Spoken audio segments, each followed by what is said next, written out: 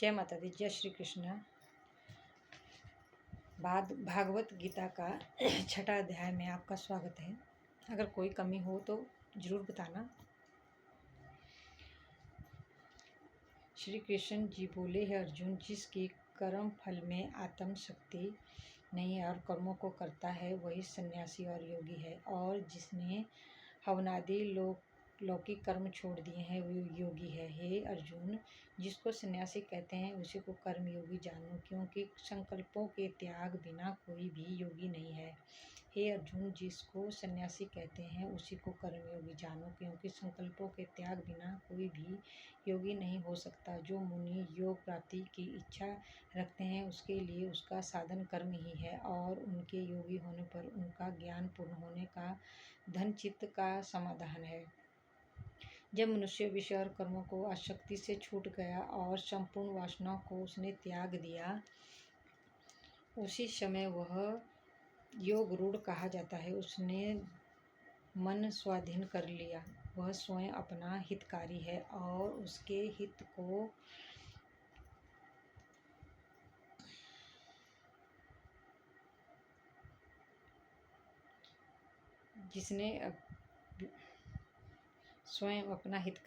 जिसने विवेक का त्याग किया है वह स्वयं ही अपना शत्रु है। मन को जीतने वाले शांत स्वभाव मनुष्यों की आत्मा शीत उष्ण सुख दुख मान और अपमान उनके होने पर भी अत्यंत स्थिर रहती है। जिसने ज्ञान विज्ञान से अपने अंतःकरण को प्राप्त कर लिया है, जो निर्विकार हो गया है तथा उसके अपनी इंद्रियों को वश में कर लिया है, जो मिट्टी पत्थर और सोने को एक सा समझता है, वही योगी कहलाता है। सुहृद मित्र द्वेषी मध्यस्थ द्वेष करके योग बंधु वर्ग साधु और पापी, इन सब में जो समान दृष्टि रखता है वह श्रेष्ठ है। योगी पुरुष को मन और आत्मा को अपने वश में करके वासनाओं और समस्त पंचों को त्याग करके किसी एकांत स्थान में पहले कुछ उसके ऊपर मृगादि का चर्म और उसके ऊपर वस्त्र बिछावे स्थान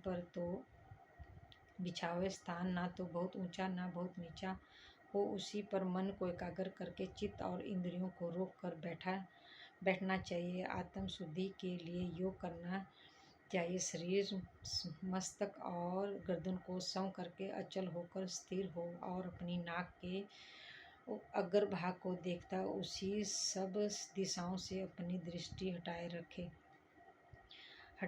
भय रहित होकर शांत चित्त में ब्रह्मचार्य व्रत पालन कर मन को रोक कर मुझ में लीन हो मन योग में लगावे। इस प्रकार मन को वश में करने वाले योगी को निरंतर योगाभ्यास करते रहने से मुझ में रहने वाली और अंत में निवारण अर्थात मेरे स्वरूप में लीन करने वाली शांति प्राप्त होती है। हे अर्जुन, जो अधिक भोजन खाता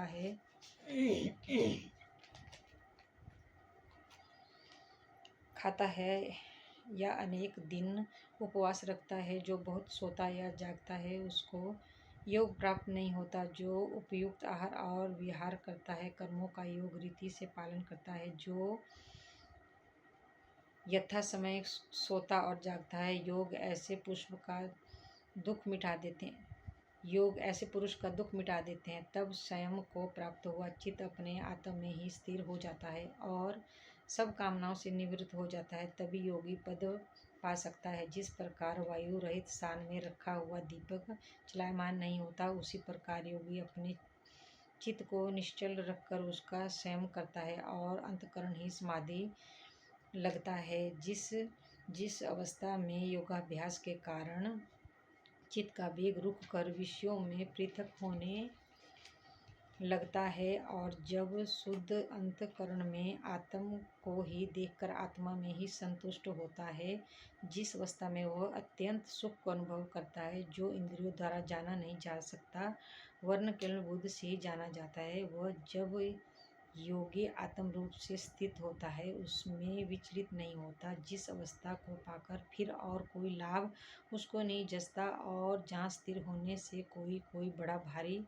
दुख उसे वहाँ से चलायमान नहीं कर सकता, ऐसे अवस्था को दुख संयोग वियोग कारक योग नामक जानना चाहिए। ऐसा योग निर्विकल्प चित्त निश्चय ही करना चाहिए। संकल्प में उत्पन्न होने वाली समस्त कामनाओं को त्याग कर और मन में सकल इंद्रियों को चारों ओर से रोक धैर्य के साथ बुद्धि को अपने अधीन कर धीरे धीरे विषयों से दूर हटे और भली भांति मन को आत्मा से स्थित करके किसी पार्थ की चिंता न करे। यह चंचल और स्थिर मन जिधर जिधर जाए उधर उधर से इसको हटाकर आत्मा के वश में करना चाहिए। इस प्रकार शांत चित्त तथा रजोगुण से रहित निष्पाप और ब्रह्मा रूप योग को उत्पन्न सुख होता है। इस स्थिति से निरंतर योगाभ्यास करने वाला योगी समस्त पापों से छूटकर सहज ही उस समय सुख को पा लेता है जो ब्रह्मा संयोग से प्राप्त होता है। उसका मन योग से स्थिर हो गया, उसकी दृष्टि भी सर्वत्र समान हो जाती है। वह सब प्राणियों में अपने को और अपने मन के सब प्राणियों को देखता है। जो सब में मुझको तथा मुझ में सबको देखता है, उसमें मैं अलग नहीं रहता और मुझ में वह आत्मा नहीं रहता जो अभेद भाव से रहता है। वह प्राणियों से जिधर मेरा मन करता है वह योगी चाहे जिस अवस्था में रहे मुझको मिल जाता है। हे अर्जुन, जो समस्त प्राणियों के दुख सुख और सबको समभाव से देखता है वही श्रेष्ठ योगी है। अर्जुन ने कहा, हे मधुसूदन, अपने जो ये योग सिखाया कि सबको अपने समान देखो, सो मन के चंचल होने के कारण मैं अपने में यह नहीं देखता। हे कृष्ण, चंचल मन बड़ा ही हठी पराक्रमी है, दृढ़ है, सबको अधीन रखता है, तो मुझे वायु को बांधे रखने की ही सम्मान प्रतीत होता है। श्री कृष्ण भगवान ने कहा, हे महाभाव, इसमें संदेह नहीं कि मन अति चंचल और इसे बस में करना बड़ा ही कठिन है, तो इसे अभ्यास और वैराग्य से अधीन कर लिया जा सकता है। जिसका मन वश में नहीं उसको योग अत्यंत दुर्लभ है, ऐसा मत है, परंतु मन को वश में करने वाले प्रयत्न करते रहने से उपाय द्वारा इस योग को प्राप्त कर सकते हैं। अर्जुन ने कहा, हे कृष्ण, जिसमें श्रद्धा तो है पर जो योग प्राप्त करने में सफल नहीं हुआ है और जिसका चित्त योग से विचलित हो गया है, वह योग सिद्धि नहीं पाने से किस गति को जा पहुँचा है। हे महाभाव, जिसका पहला आश्रय भी गया और ब्रह्मा प्राप्ति भी नहीं हुई, वह दोनों ओर से भ्रष्ट होकर विभिन्न मेघ के समान नष्ट तो नहीं हो जाता। हे कृष्ण, मेरा यह संदेह आपको ही दूर करना पड़ेगा। इसको दूर करने वाला आपके अतिरिक्त कोई अन्य नहीं है। श्री भगवान बोले, हे तात पार्थ, उसका यहाँ नाश नहीं होता और परलोक में भी नहीं होगा, क्योंकि उत्तम कार्य करने वाले